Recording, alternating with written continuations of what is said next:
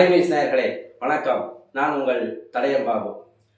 தமிழக வெற்றி கழகத்தினுடைய அரசாங்கம் அமைந்த பின்னால் தினந்தோறும் ஒரு புதிய உத்தரவா வந்துட்டு இப்போ ஒரு உத்தரவு வந்திருக்கு. என்ன உத்தரவுன்னா, ரீசார்ஜ் வராங்களா பொதுமக்கள் அவங்கள நிற்க வச்சு பேசக்கூடாது, அவங்கள உரிய மரியாதை கொடுத்து உட்கார வச்சு பேசுங்க அப்படின்ற ஒரு உத்தரவை இன்றைக்கு தமிழக அரசாங்கத்தினுடைய பதிவுத்துறை தலைவர் அவர்கள் இன்றைக்கு எல்லாத்துக்கும் ஒரு சுற்றறிக்கை மூலமா இன்னைக்கு அதை தெரிவிச்சுட்டு இருக்கிறாங்க. இன்னொரு என்ன தெரியுங்களா, கடந்த ஆட்சியில ஒரு சப் ரிஜிஸ்ட்ரார் போஸ்டிங் போடணும்னா இப்ப மெட்ராஸ் ஈசிஆர் பக்கம் போஸ்டிங்னா 1 கோடி ரூபாய் லஞ்சம், அது ஒரு வருஷத்துக்கு மட்டும்தான் பவர்.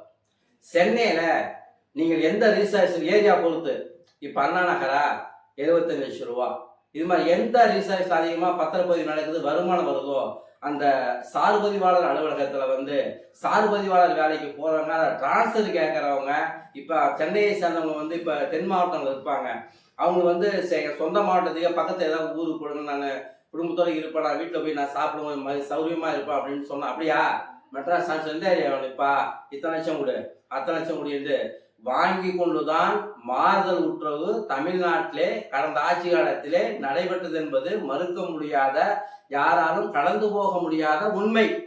இது யாரும் மறக்க முடியுமா? மறுக்க முடியாது. மறுத்த ஆதாரம் நான் சொல்றேன். ஆனால் இன்னைக்கு தமிழ்நாட்டில் பல்வேறு பத்திரப்பதிவுத்துறை அலுவலகங்கள் ஜாயிண்ட் 1 இருக்குங்க, ரீசார்ஜஸ் சார்பதிவாளர் எண் 1 இது மாதிரிலாம் இருக்கு.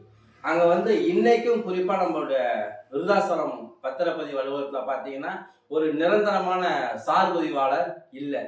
அங்கே இருக்கக்கூடிய அசிஸ்டண்ட் தான் இன்னைக்கு அங்கே வேலை பார்த்துருக்காங்க. தினமும் ஒரு ஆள் வந்துட்டு இருக்கிறாங்க. இது பலருக்கு ஒரு பெரிய பிரச்சனையை உண்டாக்கிட்டு இருக்கு. ஏன்னா அவங்களுக்கு ஒரு நிரந்தரமான ஒரு சார்பதிவாளரை விருதாசலத்துக்கு நீங்கள் போடணும் மாத்திரமல்ல, விருதாசலம் மட்டுமல்ல, தமிழ்நாடு முழுக்க சார்பதிவாளர் பணியிடங்களை காசு வாங்காமல் நீங்கள் நிரப்பினார், அவர்களும் மக்களிடத்திலே லஞ்சம் வாங்காமல் அனைத்து வேலைகளையும் செய்து கொடுப்பாங்க. என்ன பண்றான், 50 லட்சம் கொடுத்துருவோம் சம்பாதிக்கணும் இல்ல.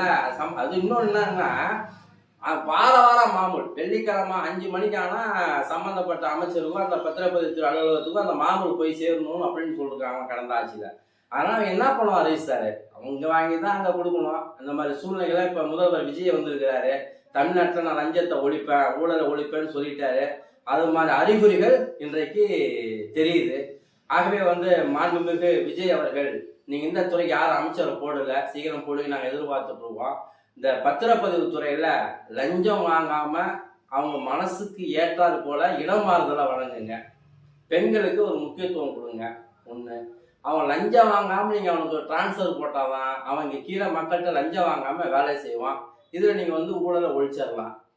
புரியுதுங்களா? இன்னொன்று, இந்த டிரான்ஸ்ஃபரில் மட்டும் கொஞ்சம் கவனமாக இருக்கணும். ஏன்னா உங்களுக்கு தெரியாமே சில பேர் சில அமைச்சர்கள் மூலமாக இல்லை சில ஆட்கள் மூலமாக உள்ளே கூட சும்மா வச்சிங்க செலவு வச்சிங்க எல்லாம் கொடுப்பாங்க. அதையெல்லாம் நீங்கள் அவாய்ட் பண்ணணும், நிறுத்திக்கணும். அந்த மாதிரி அமைச்சர்கள் தெரிஞ்சால் அந்த அமைச்சர்கள் மேலேயும் நீங்கள் உடனடியாக நீங்கள் நடவடிக்கை எடுக்க வேண்டும். பத்திரப்பதிவு துறையில் லஞ்சம் வாங்காமல் சார்பதிவாளர்களை நியமிக்க வேண்டும். அப்போதுதான் பத்திரப்பதிவு துறையில் 100க்கு 80% லஞ்சத்தை ஊழலை ஒழிக்க முடியும் என்பது பொதுமக்களுடைய கருத்து மாத்திரமல்ல, இன்றைக்கு பத்திரப்பதிவு துறையில் இருக்கக்கூடிய ஆவண எழுத்தர்கள் அனைவருடைய கருத்தாகும். இந்த கருத்தை மாண்புமிகு முதல்வர் அவர்கள் பரிசீலனை செய்ய வேண்டும் என்பது எங்களுடைய கோரிக்கை. வணக்கம்.